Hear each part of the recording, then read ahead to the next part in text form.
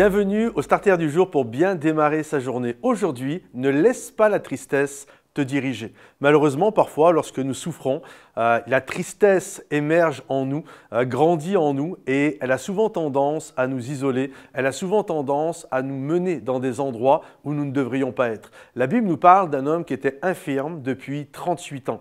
38 ans de souffrance, on ne sait pas ce qui s'est passé. Certainement, c'était un enfant qui a dû vivre à un moment donné un accident ou peut-être ado, on ne sait pas vraiment.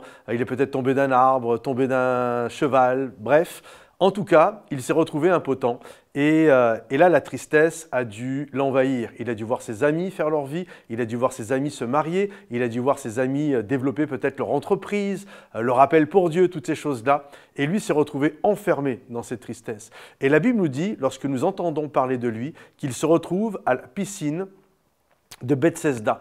Et la piscine de Bethesda était connue pour être un endroit qui, de temps en temps, il y avait un ange, paraît-il, qui venait secouer l'eau et le premier qui rentrait à l'intérieur était guéri. Pourquoi je dis paraît-il? Parce que dans les textes originaux, d'ailleurs si vous avez une Bible d'études, l'histoire de l'ange est toujours mise entre crochets parce qu'elle n'apparaissait pas dans les textes originaux. Il y a juste un ou deux passages comme ça dans le Nouveau Testament qui ont été plus ou moins rajoutés, mais pas dans toutes les Bibles. Moi, dans ma Bible, cette histoire d'ange n'y est pas.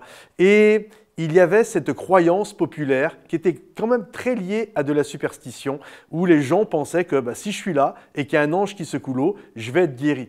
Et quand on pense à cette scène, c'était quand même une scène d'horreur. Tous les aveugles étaient là, les estropiés étaient là, les sourds étaient là, bref, il y avait toutes sortes de personnes qui étaient là. Et quand l'eau s'agitait, les gens, littéralement, 5 minutes avant, c'était des amis, ils discutaient ensemble, ils faisaient la vie ensemble, et puis d'un seul coup, l'eau bougeait et tes amis devenaient tes adversaires. C'était le premier qui rentrait dans l'eau. Et là, voilà, il y avait des gens qui étaient estropiés, ils rampaient par terre, d'autres qui étaient aveugles, vous imaginez la situation, ils croche-pattes, ils tombaient par terre, enfin bref, une catastrophe cette histoire. Et ce lieu est connu, quand nous regardons, j'ai fait toutes sortes de recherches, c'est un lieu finalement de superstition. C'est pour ça que lorsque Jésus est venu, il a demandé à l'homme de le regarder à lui. Et parfois, on est tellement focalisé sur autre chose qu'on ne s'aperçoit plus de ce que Jésus est capable de faire dans notre vie. Et ce lieu était un lieu de tristesse. Pour vous dire d'ailleurs, je ne pense pas que cette histoire d'ange et que c'était de Dieu, c'est comme si on disait, admettons que vous ayez de l'argent, vous réunissez tous les pauvres au mauvais endroit, à un endroit plus exactement, et puis vous leur dites de temps en temps, pas tout le temps, je vous ferai une surprise, je vous enverrai une cuisse de poulet du ciel, et puis le premier qui l'attrape, il l'aura. Ça n'a rien à voir avec le cœur de Dieu.